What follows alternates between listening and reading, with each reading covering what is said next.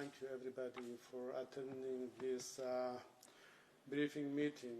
When we were arranging this meeting, no one of us was expecting that this briefing will take place at such a complicated time.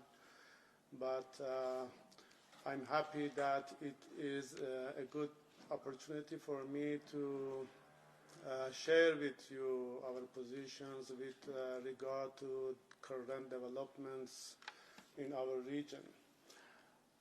Before starting, I have to make an apology because I have to leave this meeting for a few minutes to take part in the Human Rights Council and make a statement over there.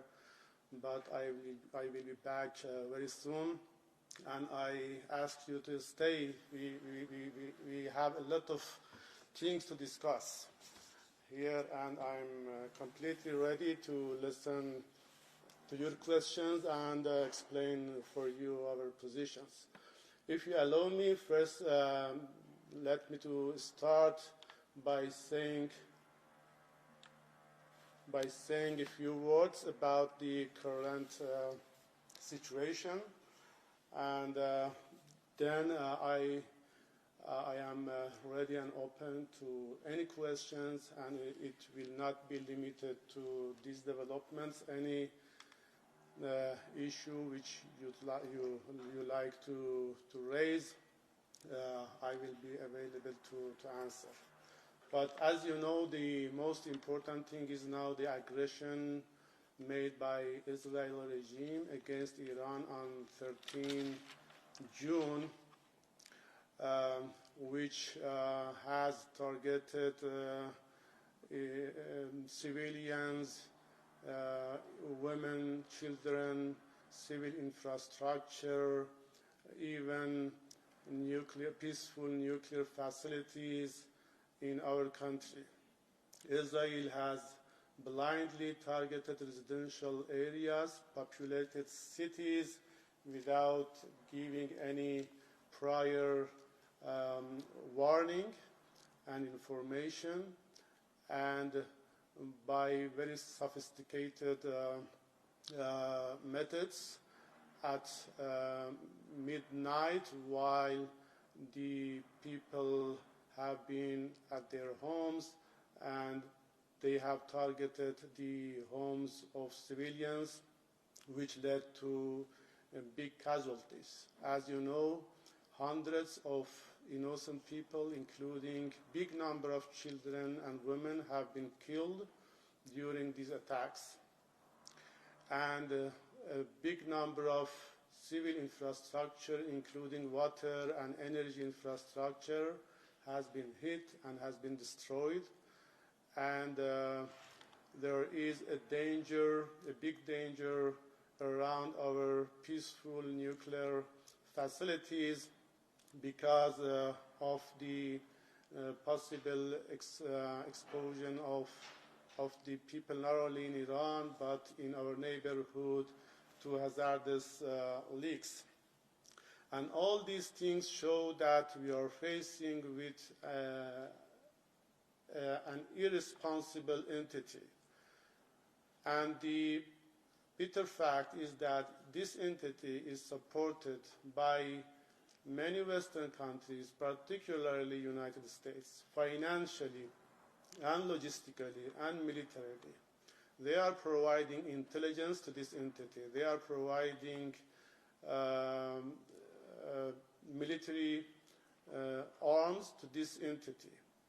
And they are supporting even politically. And they are trying to justify what Israel has done.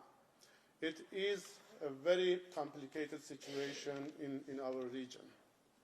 There are some things which should be clear for everybody. The first thing is that this is an act of aggression committed by Israel, no doubt about it. There are all elements which can describe an act of aggression. Israel has attacked our country without any reason. Israel has attacked our civilians, our civil infrastructure. And And Israel has violated the integrity of Iran, has violated our territorial integrity, and has violated the right of Iranian people to live in peace. This is the first point which I would like to be clear for everybody. The second point is that Israel, during this aggression, has violated all norms of international law and all norms of human rights by targeting civilians, by violating the principle of distinction, the principle of proportionality, and the principle of informing the people about the attacks. And therefore, Israel has violated all norms of international humanitarian law and all principles of human rights. And this is something which should be expressed everywhere and by everybody. And the third point is that Iran will respond. Iran is resolute in responding to Israel attacks. We will show no any doubt, no any reluctance in defending our people, in defending our security, in defending our land. We will respond very, very, very seriously and strongly. And that is what we are doing now. Nobody should expect Iran to show any kind of restraint. Nobody should expect Iran to be indifferent to its security and security of the people. Iran will respond very strongly. And we will stop aggression by all means, and by the confidence that the people of Iran have in our military forces. Our military forces, on behalf of our people, will defend the country and will defeat Israel. They will stop aggression, they will stop aggressors. And nobody should talk about any kind of restraint. And what we are doing now is not only on behalf of the Iranian people, it is on behalf of the humanity, because humanity is attacked. The international peace and security has been attacked, and international order has been attacked. Human rights has been attacked, international law has been attacked, and we are going to defend all of these things. And one of the reasons Israel is continuing committing such crimes is the great impunity bestowed to this entity. Whatever Israel is doing is receiving impunity by Western countries, and particularly by the United Nations Security Council. Nowadays, Security Council has become the most useless organization in the world. It does nothing. It delivers nothing. And that's one of the main reasons why Israel is continuing to commit such crimes. And the same is with the Western countries, particularly the United States. They have covered Israel by huge impunity. And when you look at the positions of different countries, Western countries, European countries, not only they are not condemning the attacks and aggression, they are trying to justify the aggression by baseless allegations, by baseless excuses. And it is shameful for those Western countries who are supporting the aggressor, who are supporting the criminal. Israel is the absolute evil in our region. Israel is the source of instability in our region. Israel is the source of crimes in our region. Israel, for many decades, has violated the rights of Palestinian people. And particularly during the last 2 years, Israel did everything against Palestinian people. I have always thought and asked myself, is there anything new that Israel can commit? Is there any new crime that Israel can reveal? And unfortunately, the answer has been always yes. Israel can every day reveal a new thing, a new crime. and a new innovation in attacking humanity, and a new initiative to breach and to cross the red lines. This is what Israel is, the absolute evil supported by the United States. What my message is to you, ladies and gentlemen, today is that Iran will strongly respond. Iran will strongly defend itself and defend the oppressed people, will defend the international law, will defend the security of our region, will defend the integrity of our country, and we will stop Israel. Thank you. Thank you, Mr. Ambassador. So please introduce yourself. First question, Christiane. Thank you very much. Mr. Ambassador, we are all looking at this in horror at the attacks that happen on all sides. But a question that has fallen by the wayside a little bit, can you explain to us why Iran is enriching uranium to that degree? Because you said it many times, it's peaceful use of nuclear power. No country in the world that uses nuclear power peacefully has enriched it to a degree that Iran has. So I wonder whether you could explain to us what the purpose of that is. Thank you. Shall I respond one? Thank you for the question. First of all, there is no any legal instrument preventing Iran making enrichment for peaceful purposes. It is the right of Iran, and nobody can deny this right. It is the right inherent and the right recognized by international instruments, including NPT. Secondly, Iran has always said that our nuclear program is totally peaceful. It is for peaceful purposes. Whatever definition we have made for our nuclear activities is defined by a peaceful purpose. And if there is a criteria for everybody to assess or verify this position of Iran, that would be IAEA. The Director General of IAEA, even recently, yesterday, has stated that there is no any evidence that Iran is following any kind of military nuclear activity.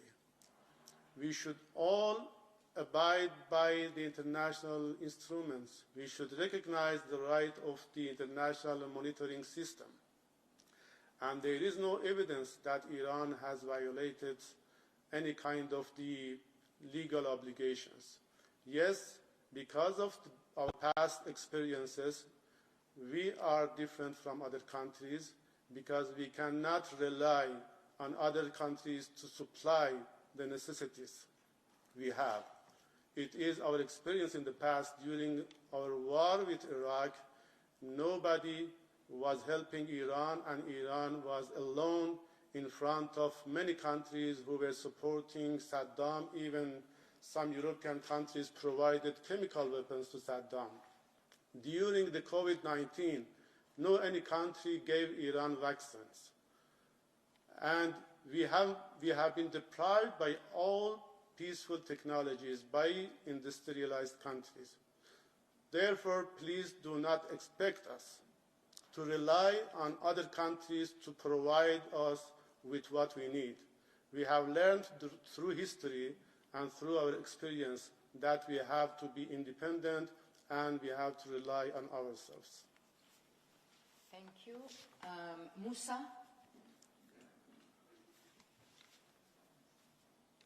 Musa Asi Al-Mayadin. I want to ask first of all about the radiation in Natanz facility because some organization says there is inside the facility the level of radiation is very high, and Second question about if United States get directly involved in this war, how you see the future of this war in this region? Thank you. About the radiation, according to the information published by our relevant authorities and also by the IAEA, so far there is no any big concern about radiation, and Israel has not been able to efficiently attack the Natanz because our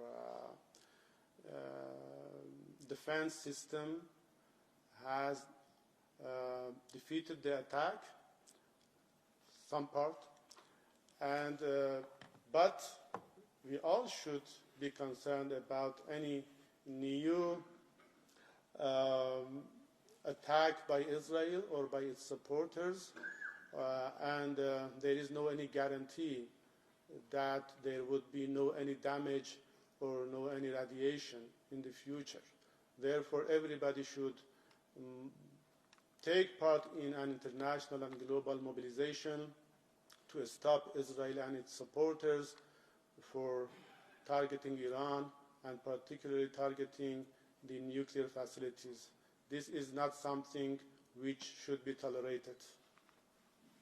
And the second question about United States, we will give the same response to United States as we have gave to Israel. We will respond strongly and we will stop aggression from any side, be it Israel or United States. And we have given message to United States that we will respond very firmly and we will stop the aggression by anybody, including United States. Gunilla? Yes. Hi, Gunilla von Hall, Swedish journalist. Good morning. Svenska Dagbladet. Good morning. When you say that you will show no restraint and stop what you call the aggressor, what exactly concretely do you mean? And could you also give your potential scenarios, how you think that Iran could get out of this situation, this war? For example, is there any possibility to go back to some kind of negotiations? Thanks. For the time being, we cannot focus on anything rather than defending ourselves. And first and foremost, we have to stop aggressor and aggression. Therefore, we will, our military forces will very firmly and carefully attack Israel, attack its military bases, attack its military headquarters, and even if Israel continue to attack our civil infrastructure, Iran will be proportionate in doing any attack against Israel. We will attack in accordance with international law, in accordance with international humanitarian law. We are not the country who violates IHL. We are not the country who violates international law. This has been our practice during our war, the imposed war of Saddam against Iran. We were in the framework of international law. We didn't use mass destruction weapons, although Saddam Hussein used it against us. And this time we will be proportionate, but we will be firm and we will make Israel to stop. And was there any? Your potential scenarios for how Yes, you could yes. end this As I told you, for the time being, we are not thinking about any scenario except and rather than defending ourselves. Thank you, Nick. Yeah, good morning. Nick Bruce for New York Times.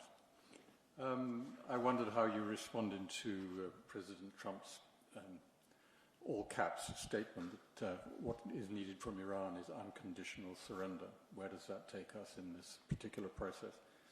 And the United States, as you have said, is providing a lot of support to Israel. At what point is the line crossed that you think the United States is participating directly in hostilities? Thank you. We firmly believe that the United States is a complicit in what Israel is doing. Israel without the United States is nothing. Whatever Israel is doing is with the support, the military support and intelligence support of the United States. And we are totally ready to give appropriate response to any development. We will follow the developments, we will follow the actions of the United States, and at any time, at any point, if we come to the conclusion that the United States is directly involved in attacks against Iran, we will start responding to the United States. Sorry, just to follow up on that. I mean, our understanding is that Israel doesn't, for example, have the kind of buster bombs that it would need to attack Fordo. So if Israel carries out an attack using such weapons, do you consider that already direct American participation in hostilities? Or are you saying it has to involve American forces themselves in acts of hostility? Yes, this is the prerogative of our military forces. Our military forces are are monitoring the scene. They are analyzing everything. And that is their prerogative at any time. Whenever they come to any kind of conclusion about the involvement of anybody, they will respond appropriately and proportionately. Laurent? Laurent Siro, Swiss News Agency over here. Thank you. Oh, good. Thanks for the briefing. So you say that Iran wants to defend international law. How are you going to do that? Are you going to file a formal complaint at ICJ? Because you mentioned a crime of aggression. And then how are you going to do that on the longer term militarily? Because a lot of your allies in the region have been weakened in the recent month. So are you going to be able to sustain your response? Yes, of course there is an option to go through the international organizations to defend international law, but according to the experience we have had so far, nobody can have any kind of hope to international organizations. International organizations nowadays have become useless, at least with regard to doing something against the Israeli crimes. And even international organizations have lost their philosophy. They have been put in a problematic situation with regard to their philosophy of being. And therefore, the way we are defending international law is not merely to expect or have any kind of hope to international organizations, because they haven't been able to defend international law. The way we are defending international law is not to allow Israel to violate international law. There should be somebody to stop Israel and to tell Israel that there is a line which you cannot cross. And that line definitely is Iran. Israel cannot cross that line. Jamie, I'm sorry. On the second question, about how you're going to sustain militarily your effort? Yes. I would like to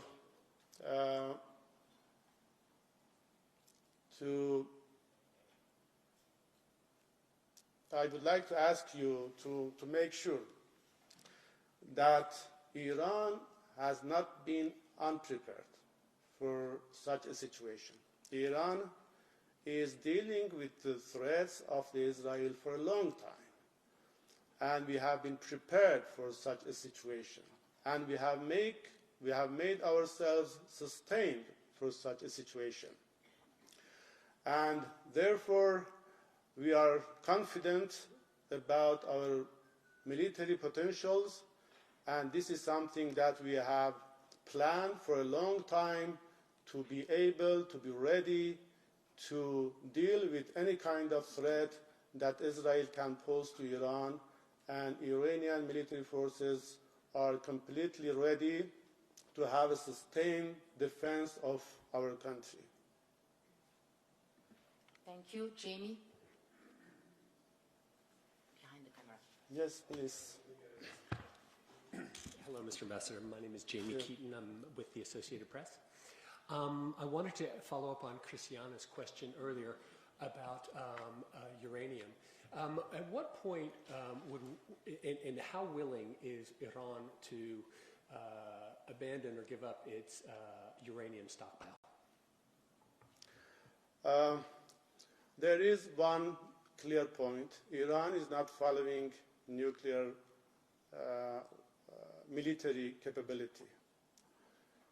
And that is something which is inherent in our policies. That is something which has been declared very clearly by our high-level officials. And what we have said is that this is something which can be verified by IAEA and has been verified. And for us, it is imperative to be able to use our right for peaceful purposes, for peaceful use of nuclear energy. And we will not give up in exercising this right, this inherent right. And therefore, there are two things which should be clear for everybody. Iran is not going to give up its right to use peaceful nuclear technology. The second one, Iran is not following any military purpose in its nuclear activities. Olivia, we'll have time after. And you have to go? Yes. Okay, so we wait for you. Okay. Thank you few so minutes. much. Only Yes, a few thank minutes. you. Sorry, everybody sorry.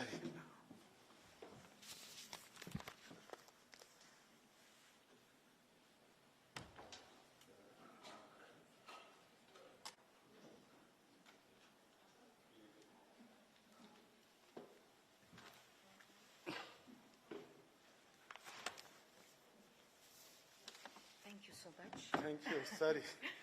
This is the life in the United Nations. Yes, yes, yes.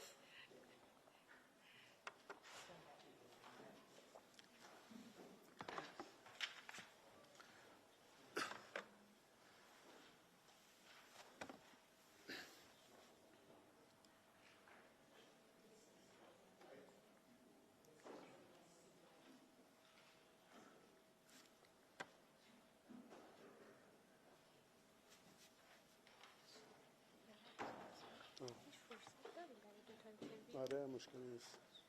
شاید که پخش کنن دیگه. شاید که پخش کنن.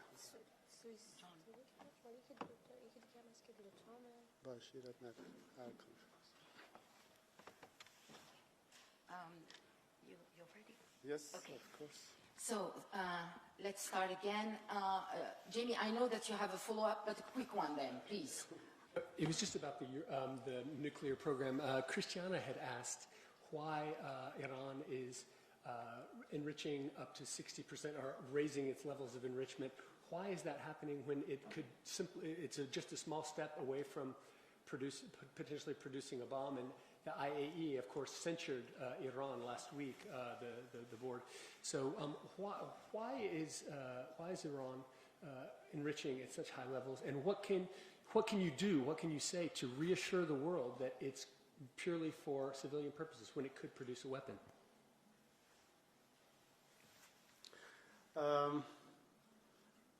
First of all, I apologize for leaving you. There was an urgent statement I had to make in the Human Rights Council, and you know the situation nowadays, it is very demanding. Just with regard to your question, if you follow the plans in our country about the peaceful nuclear technology, whenever Iran has made a decision about upgrading or extending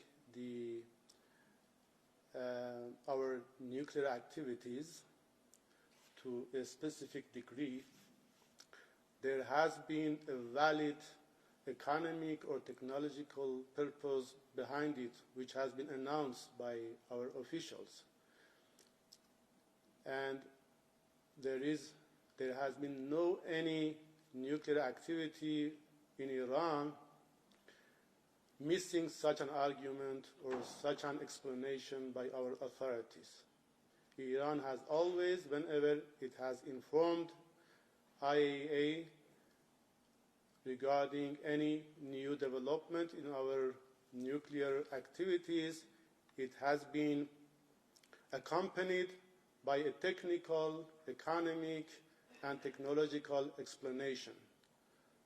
And in no one of those explanations you can see any kind of intention to bring that grade to an extent to produce a nuclear weapon. The matter of nuclear weapon is intention. Yes, of course, technology is important, but the most important is intention. Our country has announced several times and repeatedly that Iran has no any intention to produce nuclear weapon. It is clear. But for our dignity, for our technological purposes, for our economic purposes, we will continue to produce the enriched uranium as far as we need for peaceful purposes. And always we are open and transparent in explaining the technical, economic, and economic aspects of these activities. And one more explanation is about the fact that those states or those entities who are enjoying big amounts of nuclear weapons, those states who have used nuclear weapons, and those states who are threatening others with nuclear weapons, they are not in a position to say anything about the peaceful activities of Iran. We will define to what extent we need uranium to be reached for peaceful purposes, and we will do it. Olivia?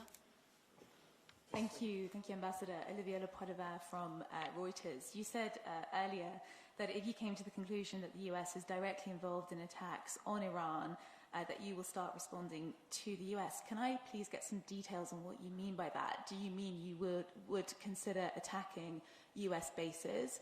Can we expect a broader regional war? Would you expect proxies in Iraq, Kataib, Hezbollah in Lebanon, and the Houthis to come to your support if you were to have to respond directly to the US? And secondly, how likely is it now, given the current events, that Iran might actually leave the non-proliferation treaty? And you're here in Geneva. Are there any talks expected, be it with the US, with Israeli counterparts, in terms of de-escalating the current conflict? Thank you.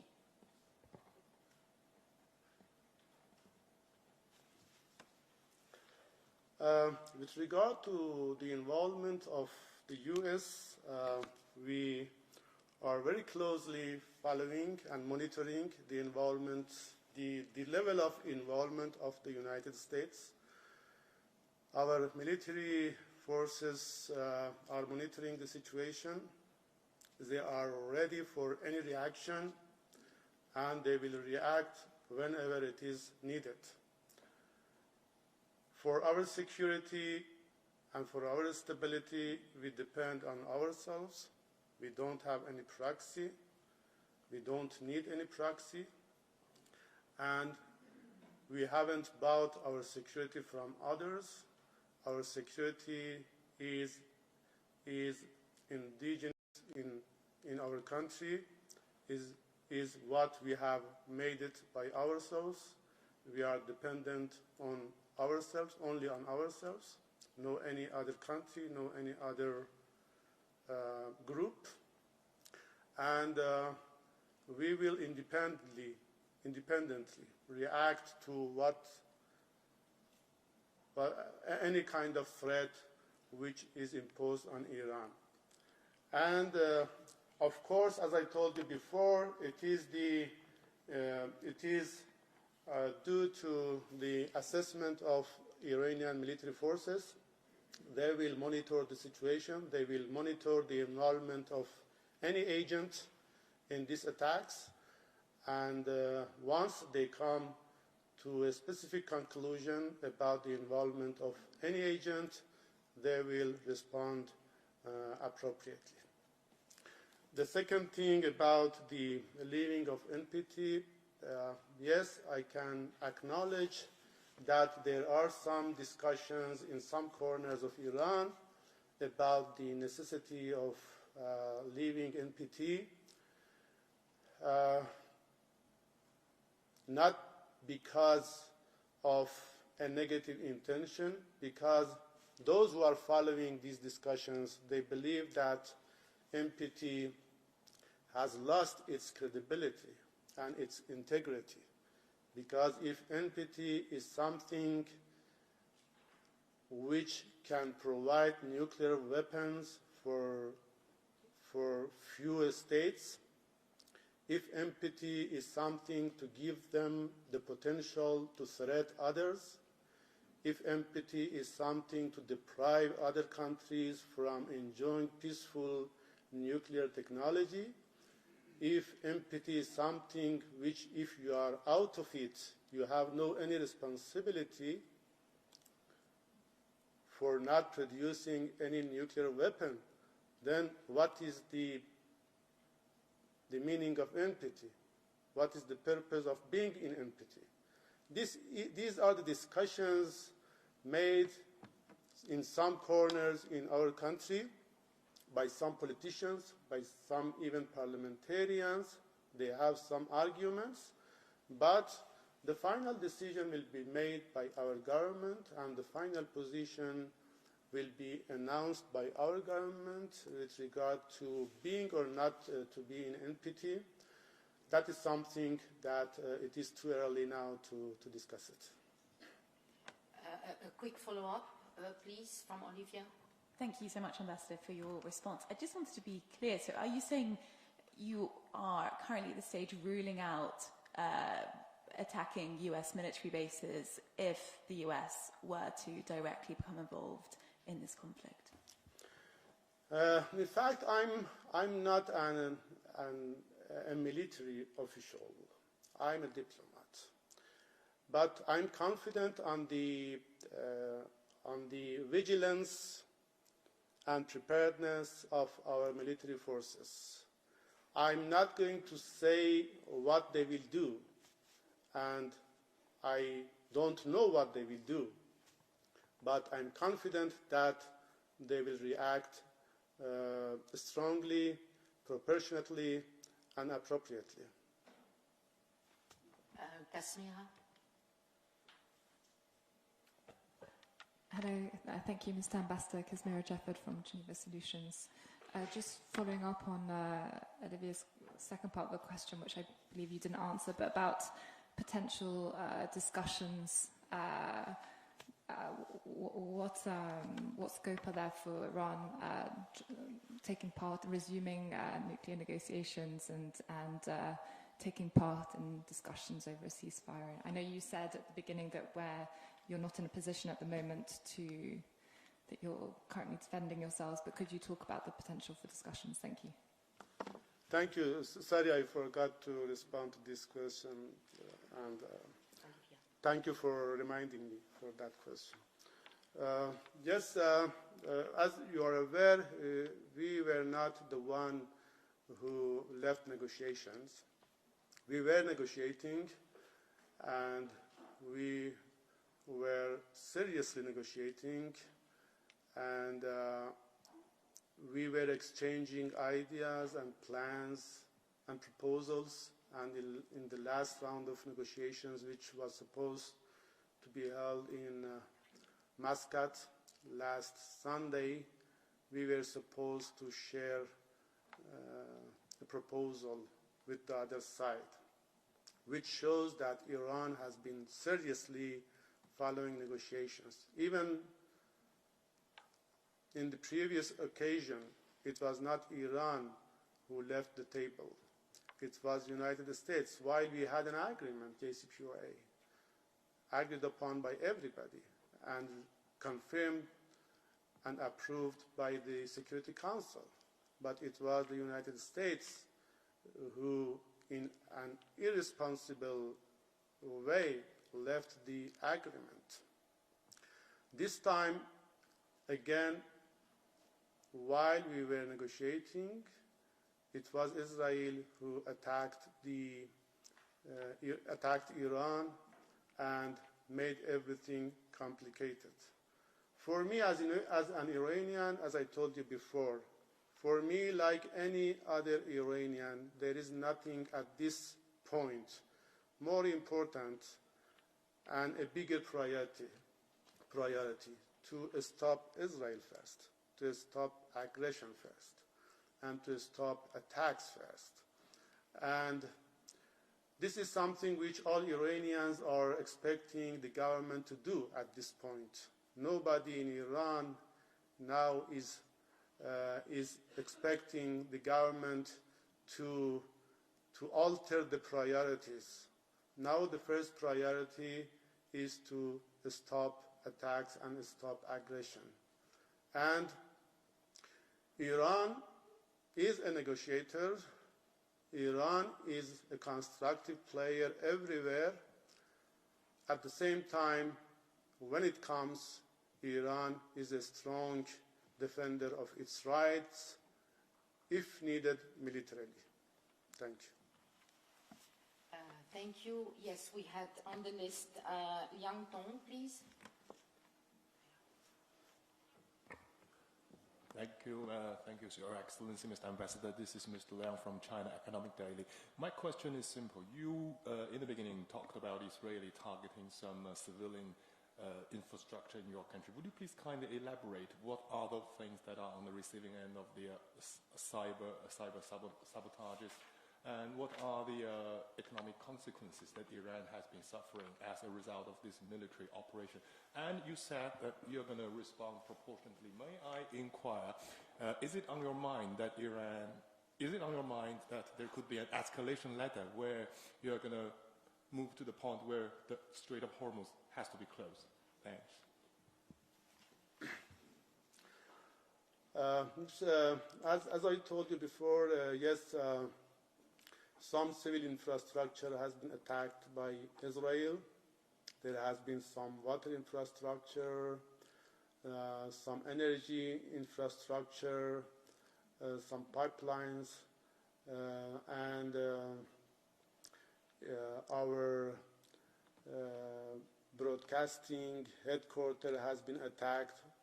Our telecommunication infrastructure has been attacked. And all these things have effects. They have effects on the life of our people, no doubt. And but there is a strong coordination and harmonization in our country to overcome these problems, to fix the things, and not to allow people to suffer very much from this situation.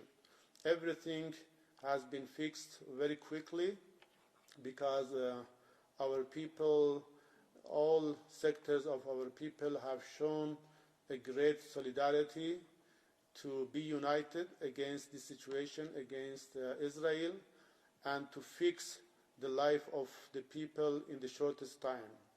And fortunately, we have been able to do it. But it does not mean that what Israel has done is a small thing. What Israel has done is a great violation of the most important principles of humanity and international law. And but as I told you, we have been prepared for everything, and we will fix everything in the shortest time possible. But yes, the second question. The Strait of Hormuz. Yes, I'm going to respond to that. Yes, with regard to the Strait of Hormuz, Iran has never officially talked about doing such a thing. And the Strait of Hormuz, we like it to be the Strait of Peace. We like it to be the strait which can be used and should be used for everybody, for transit, and for all countries. That has been our approach and continues to be our approach about the Strait of Hormuz. The Strait of Hormuz is the Strait of Peace. If somebody tries to make it the Strait of War, then we will respond. But as far as its Iranian policy, we believe that the Strait of Hormuz will be used by all nations, by all countries, and would be a strait secured by Iran for peace. Alena? Thank you, Catherine. Thank you, Mr. Ambassador. I'm Alena Fedina from the TASS News Agency. And thank you so much for taking time to speak to us today. It's very important, I believe. And in the first part of our talk, you accused the Security Council of being useless in regards to Israel's aggression. What steps you expect it to take to stop these actions? This would be my first question. And the second one, because you were talking about the strong response as regards to Israel's actions, as a diplomat, I imagine you naturally don't rule out the diplomatic pathways to stop the actions of Israel, or at least make it restrain this dimension of aggressive actions. And Switzerland is known to act as the representative of the United States interests in Iran. This is what makes me wonder, is there currently any dialogue with Washington through Switzerland to end the current escalation? Thank you very much. Yes, with regard to Security Council, it is something that has been acknowledged by everybody, including the members of the Security Council, about Security Council being or becoming a useless instrument. And the big failure of the Security Council in putting an end to the atrocities committed against Palestinian people and in Gaza showed that Security Council is not an instrument, an efficient instrument to be used in places which it should play a role. And it has been paralyzed because of the vetoing of the decision by the United States. There has been a lot of decisions and resolutions prepared by many countries to do something with regard to the situation in Gaza during the last 2 years. But all have been vetoed by the United States. And when I talked to different officials, United Nations officials, they are telling me that yes, they are concerned about the people in Gaza, the people in Palestine, but at the same time, they are concerned very seriously about the credibility of the United Nations, about the credibility of the Security Council. Because if Security Council cannot do anything in such a situation, then what is the purpose of the Security Council? Is the purpose of the Security Council to give shelter to Israel? If the purpose of the Security Council to give impunity to the criminals, to aggressors? If it is the case, what is the purpose of the Security Council?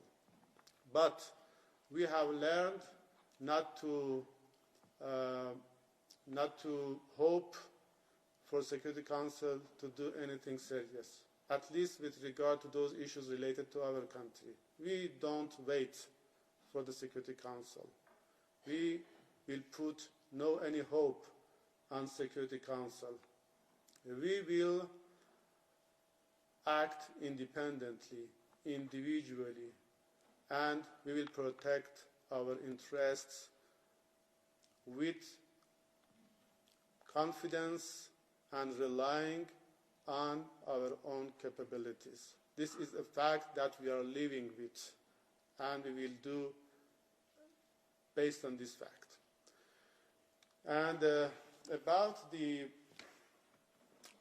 any kind of initiative to create a kind of negotiation or mediation, as far as I know, yes, there are some countries who like to do something, who are trying to do something to control the situation. There are some countries who are wishing to bring an initiative for a negotiation between Iran and United States. Of course, it should be clear that there is no negotiation between Iran and Israel. We don't recognize Israel. Israel is the source of the problems. We should negotiate how to control and how to stop Israel. Israel is not something which anybody can negotiate with. But about any kind of negotiation between Iran and United States, there was negotiation, and there are some efforts by some countries to restore negotiations. But I'm not sure about any one of these initiations to be capable at this point to bring a change before stopping the attacks by Israel. I think first there is a must that Israeli attacks should be stopped, and we have to stop the aggressor. And at this point, even Switzerland has had the tradition of exchanging messages between Iran and United States. And I appreciate the willingness of the government of Switzerland to play a positive role in resolving the tensions and problems between Iran and United States. But sometimes these problems and these challenges are so complicated, and sometimes the negative and unconstructive and unhealthy approach and behavior of the other side is so severe that no any initiative can work. And in order for any initiative to be able to work, the first thing is that Israel should be stopped, and the second thing is that United States should live its dreams and should accept and recognize the fact that if they want to negotiate with Iran, they should understand that they are negotiating with a strong country, with a civilized country, with an ancient country, with a powerful country, and they have to adjust their policies, they have to adjust their minds. Thank you, Mr. Ambassador. We still have Beza Hugo, Dina, Satoko, Boris, and Isabel. So next one is Beza. Please, this way, Anadolu. Yeah, please. Thank you, Mr. Ambassador, for this briefing. Beza Dönmez from Anadolu. I would like to return to the U.S. situation. As you said, if we come to the conclusion that they're involved, we're going to respond. I would like to ask if you see President Trump's remarks, which they say that evacuating Tehran is necessary and there should be an unconditional surrender. Do you see those remarks as an involvement? Thank you.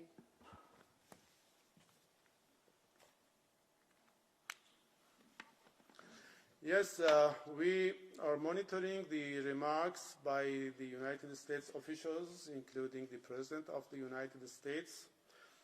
We consider them as irresponsible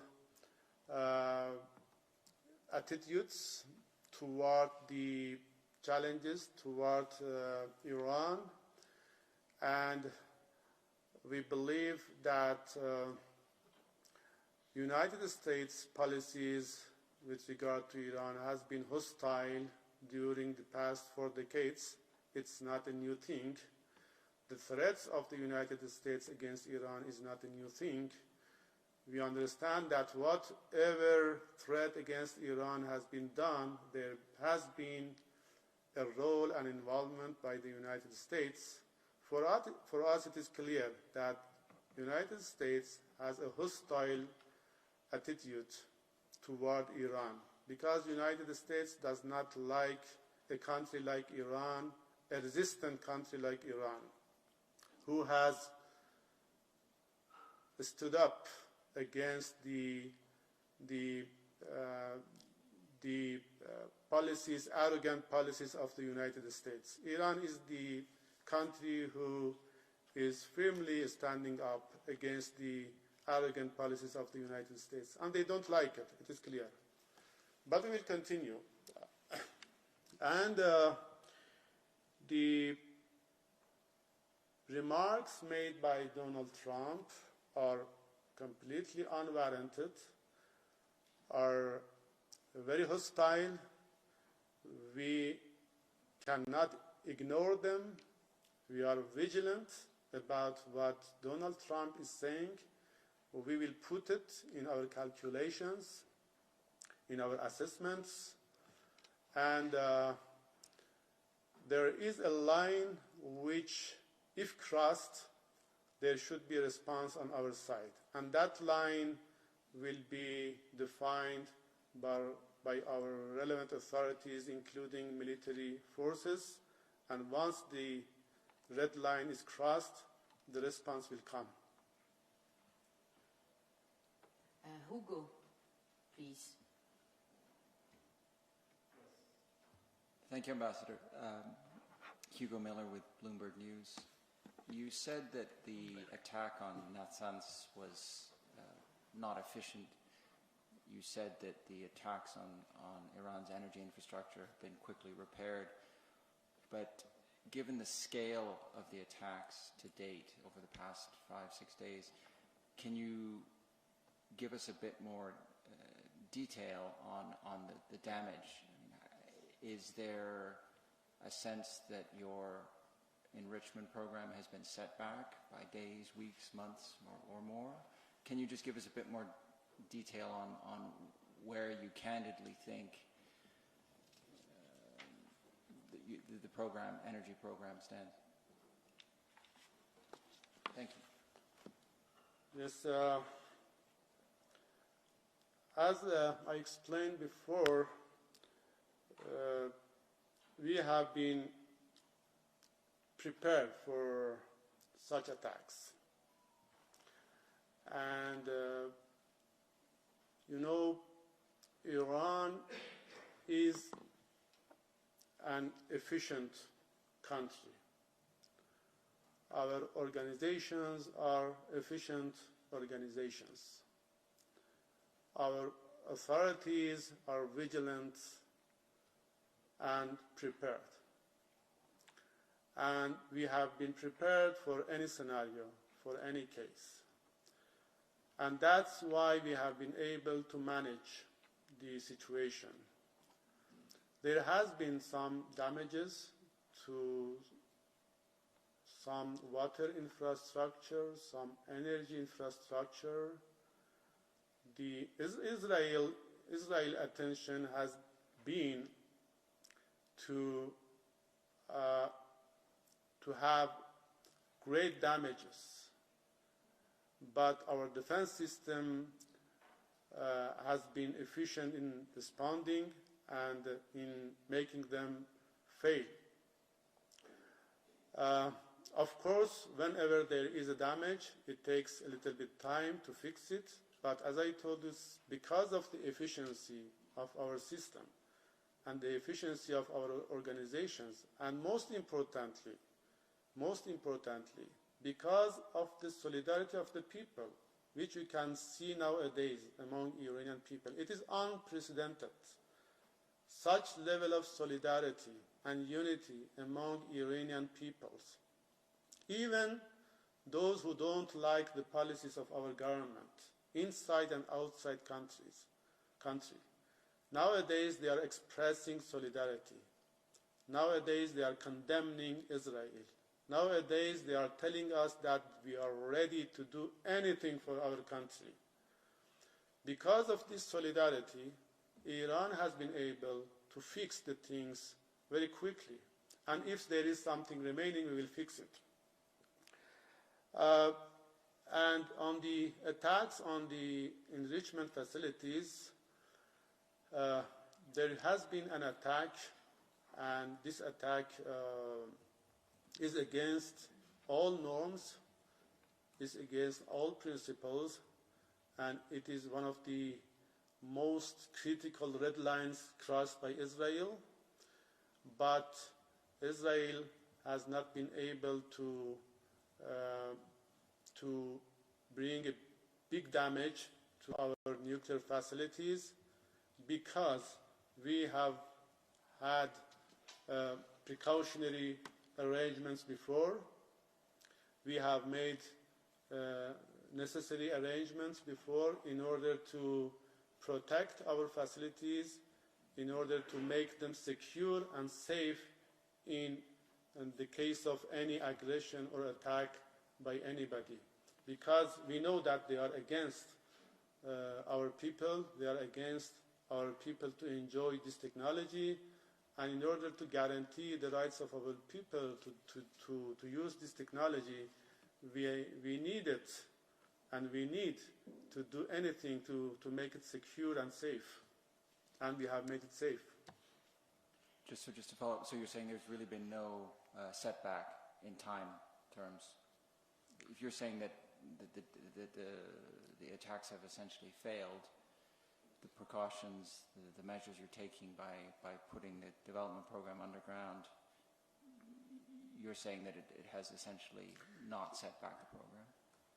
I don't know what you mean by setback, because setback is a valid question when you discuss about a military program. But if there is no any military program, setback does not mean, because Iranian enrichment activities is a continuous research and scientific activity made by Iranians. It is in the minds of the Iranian scientists. You cannot put any setback to the knowledge of the Iranian scientists. The knowledge is there, and I don't think there is any kind of setback in our continuous and instant nuclear research and technological activities. And therefore our scientists will continue their work, and they will follow the plans which have already been defined with the aim of fulfilling our necessities with regard to the peaceful nuclear technology. Satoko, please. Yes, thank you very much. My name is Satoko Adachi from a Japanese daily newspaper, Yomiuri Shimbun. I want to ask about the linkage between the IAEA report last week and the Israeli actions. Do you think the IAEA Board of Governors report on Iran actually helped create legitimacy for Israeli attack on Iran? And secondly, could you give us your view on the true purpose of the Israeli attack on Iran? Do you think the true purpose is to degrade Iranians' ability to enrich uranium or to bring about regime change in Iran? Thank you.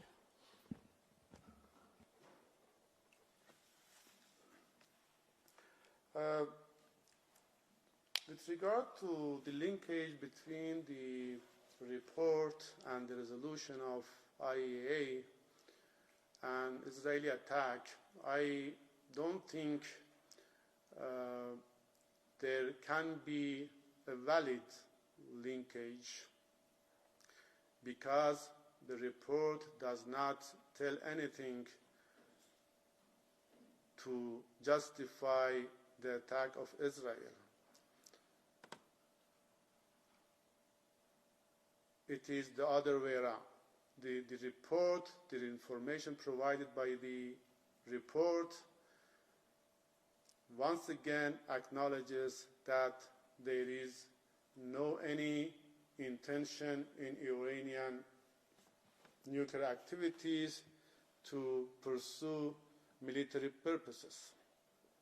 And if Israel was looking for a criteria, if a criteria was important for Israel, and if a report is important for Israel, then Israel could not base its action on that report. For Israel, no report is important. For Israel, no document is important. For Israel, no resolution is important. Look at the crimes of Israel in Palestine. Which resolution, which Security Council resolution, which GA resolution has been respected by Israel so far? None of them. Israel is the clear manifestation of violating and breaching everything. Israel is the strongest manifestation of disrespect to resolutions, to reports. And I don't think Israel needs any kind of report to conduct its hostility against Iran. Israel is Israel. It's criminal by nature, and you cannot expect any such a criminal to act in a civilized way. Israel is against the human civilization, is against humanity, and Israel will destroy the humanity. Israel has destroyed humanity. Israel has destroyed all international law. There is no any credibility for international law. And there was, I think, the second question. Yes, as I explained, I don't think the intention of Israel is limited to destroy our enrichment facilities. Israel considers Iran as the only country who is supporting Palestinian people and is supporting the people in Gaza. Israel considers Iran as a country who will not go along with its hostile policies, with its criminal policies. Israel considers Iran as a resistant, as a country who will stand in supporting the oppressed people, in supporting the Palestinian people, and Israel wants to to make everything in order to get sure that there is nobody to support Palestinian people. But this is a dream which will not be realized. Dina. Thank you, Mr. Ambassador. Yes. I'm Dina Abissab. I represent different Arabic media. Actually, we always focus on the Iranian nuclear program, which is, according to IAEA, is still peaceful. But on the other side, Israel also has its own nuclear program, which is top secret. Nobody knows how much and how strong the bombs, nuclear bombs it has. Are you afraid of being attacked by nuclear bombs from Israel? Is it a real threat today to see this? Of course, nobody wished to, but are you ready to face such an attack? And another question, Iran has threatened to withdraw from the nuclear non-proliferation treaty and the IAEA. What does it mean? Thank you. Yes, I think, yes, Israel has acquired nuclear weapon. Israel has a secret military nuclear program, and Israel has not accepted any monitoring, any verification. Israel does not work, does not cooperate with any monitoring organization.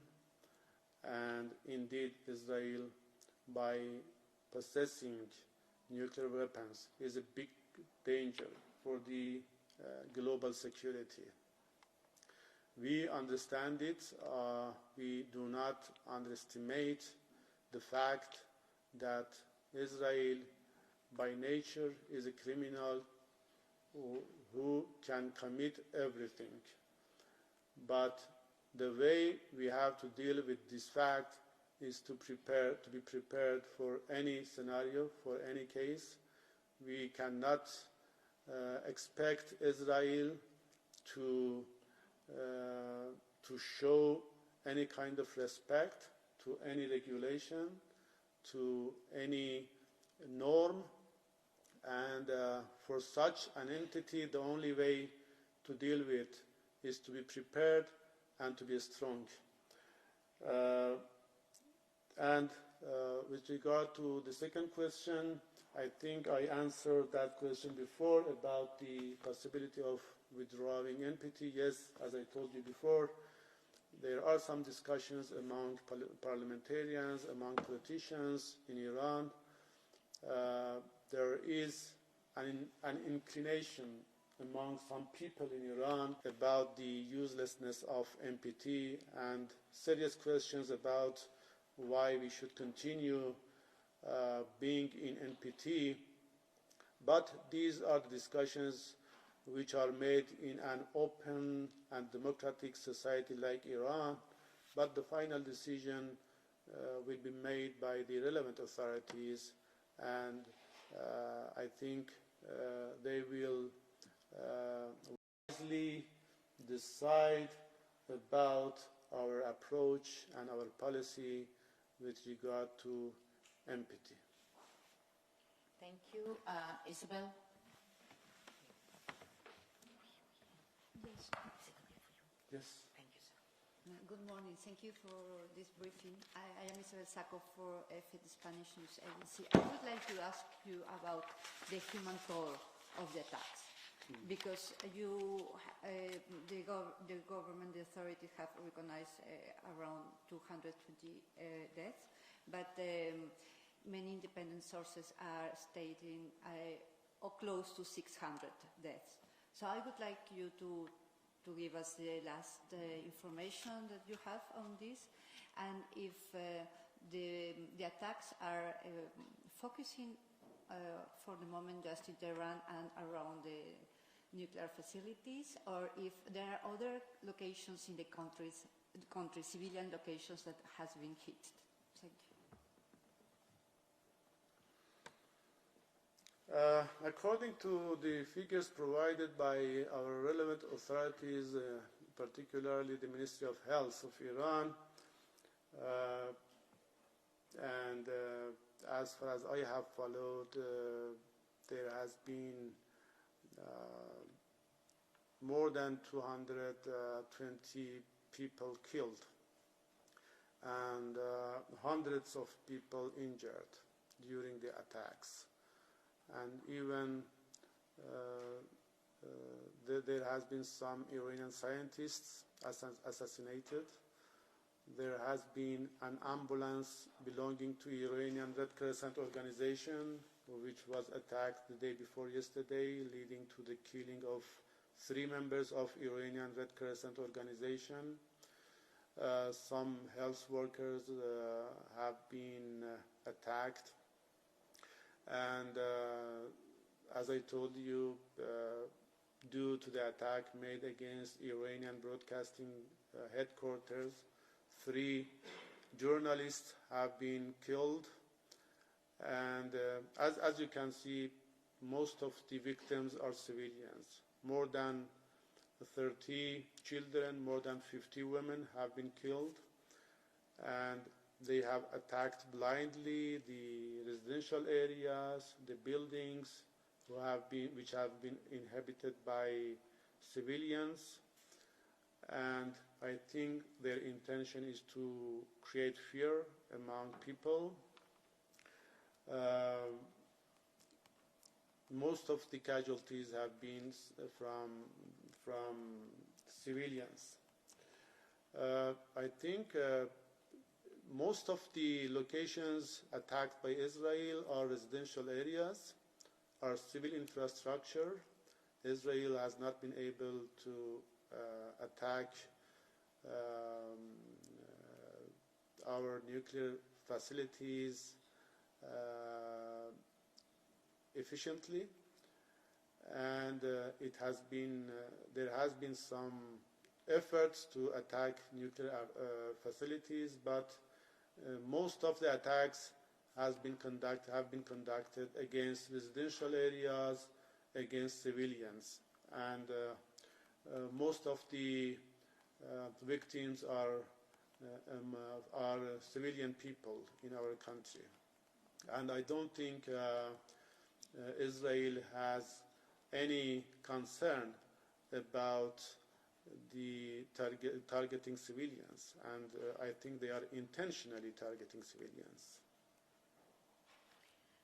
So thank you. We'll have last question, Boris Engelson.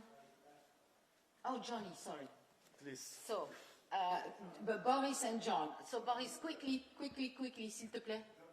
Non, mais c'est pas une raison. Vas-y. Okay, Boris Engelson, a local freelancer. I have 3 short questions. First, before the last US presidential election, some experts on Middle East affairs expected a reversal of alliances, saying the US was fed up with Israel and was looking for alternatives. This is my first question. Could you see that? Second, it has been alluded already twice about are the enemies of Iran or of the regime. Some people say when there will be full-fledged democracy, free election, free parties, free association, free press, and secular laws, there will be no longer problems. So I do not ask you if you approve of that point of view, I ask you what you answer to these people. And the third question, whatever the right and wrong in the current war, Iran seems a bit isolated, as neither China nor Russia nor Turkey seem keen on crusading against Israel. Do you consider these 3 states as complicit?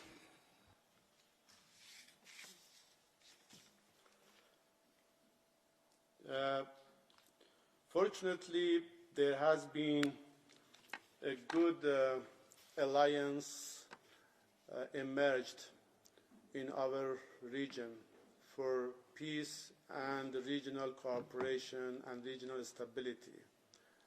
Beforehand, we had some problems in our own region, some sorts of misunderstanding in our own region, but fortunately, because of the wise decision of the leaders in our region, now we have come to a good alliance and cooperation for the regional prosperity and the regional security.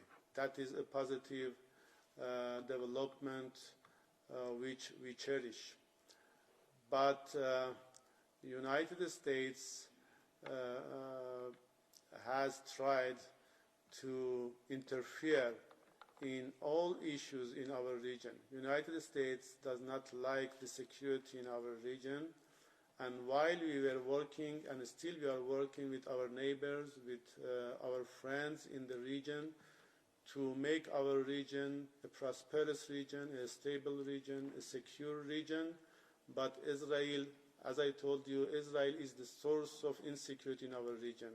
And Israel does not like our region to become secure and to become stable.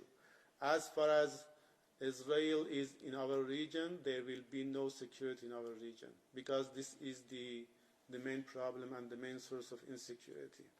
But we in our region have decided decisively to work together with our neighbors to cooperate together for the peace, for the stability, and for the prosperity of our region.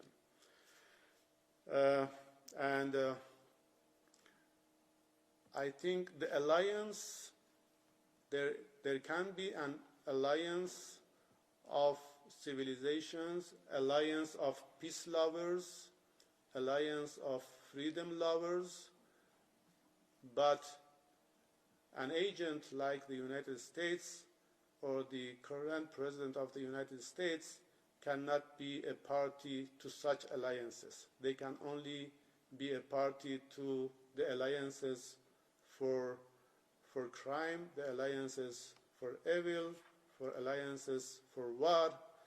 They can be a party for those alliances, but they cannot be a party for peace and for freedom and for stability. Iran is a democratic society.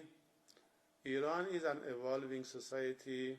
Iran has a big and rich history, and our people are determined to independently work together for the prosperity and development of our country. And we don't believe in any claim of those who are claiming. We don't believe that they are concerned about human rights, they are concerned about freedoms, they are concerned about democracy. Nobody can believe them. Maybe beforehand there was some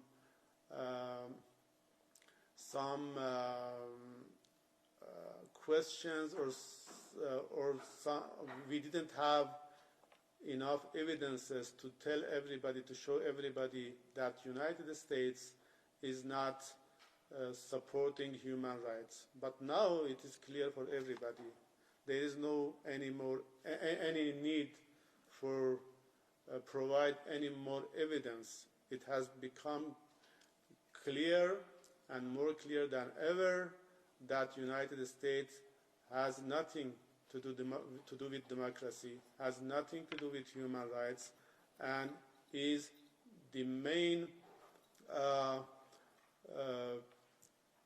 state which is destroying freedoms, destroying democracies, and destroying the independence of countries, and by exerting unilateral coercive measures is violating the rights of the targeted countries for prosperity, for economic welfare, and this is a crime. Unilateral coercive measures is a big crime against targeted countries, which is violating the right to health, right to house, and all rights, all human rights. This is a big crime, and the main sponsor of this crime is the United States. Thank you. Before we wrap up, yes, Yes. sir. Last question, John. Yeah, yes, good morning. John Zarakostas with France 24 and the Lancet Medical Journal. I was wondering, so firstly, if you have any comments. Yesterday, the Swiss State Secretary met with the Deputy Secretary of State in Washington, Mr. Landau. As you know, the Swiss represent US interest in Iran. If there's something in the works about a US-Iranian meeting at highest levels, given President Trump suggested that Vice President Vance and his Middle East envoy would be available to negotiate with your counterparts.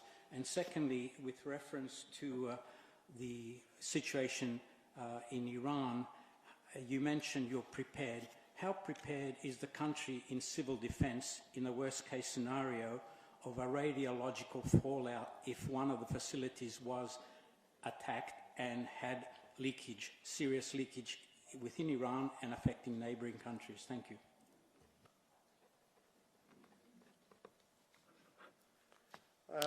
As I explained before, there has been some efforts by some states to do something to